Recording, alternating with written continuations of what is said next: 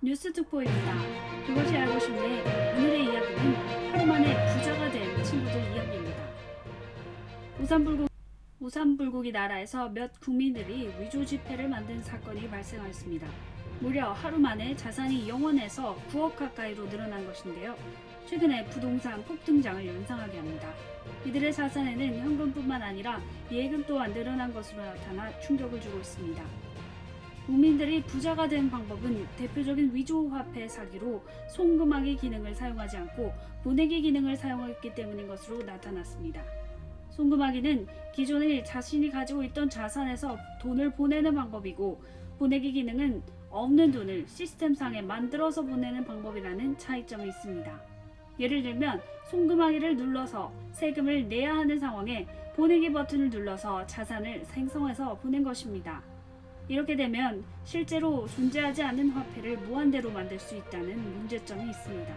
한마디로 위조 화폐를 조작한 것이라고 볼 수 있는데요. 이렇게 갑자기 우산불고기 나라에 수많은 부자가 나타난 이유는 공범끼리 서로 보내기 기능을 이용해서 서로 돈을 주고받으면서 자산을 불렸기 때문인 것으로 보입니다. 심지어 어떤 부자는 88억 달러에 도달하는 거대한 자산을 형성한 것으로 나타났습니다. 이에 우산불고기 나라 올라피 대통령은 전재산 몰수로 정의를 구현하라는 명령을 내렸습니다. 전재산을 올라피에게 송금하여 현금 0별, 예금 0별, 증권 0별의 정의 구현을 실현하였습니다. 옳지 않은 방법으로 부자가 되려고 했던 이들은 후회에 빠졌다는 소식입니다. 또한 이들은 현금뿐만 아니라 아이템 또한 위조한 것으로 드러났습니다.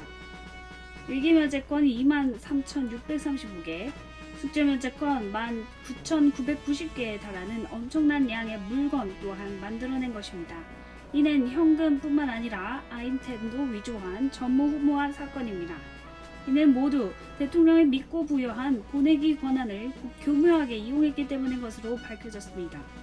이에 역시 올 대통령은 이 아이템 또한 역시 전면 몰수하라는 조치를 취했습니다.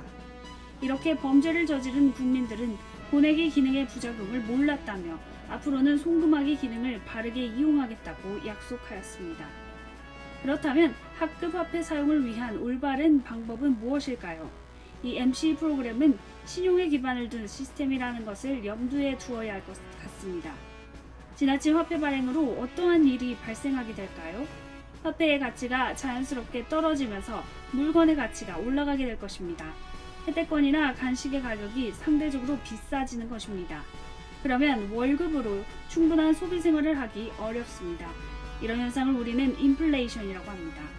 인플레이션은 원래 화폐 발행량이 서서히 늘어나면서 시간이 지남에 따라 조금씩 발생하는데요. 이번 사건과 같이 갑작스러운 화폐 유통이 이루어지면 인플레이션 현상이 급격하게 일어나서 문제가 됩니다. 또한 노력하지 않은 정당한 대가를 함부로 얻게 되는 그런 불공정한 상황은 일어나지 않아야 할 것이라고 생각합니다. 이번 사건에 대해서 전문가들은 MC 프로그램의 활용에 조금 더 제도적인 장치가 필요하다고 이야기합니다.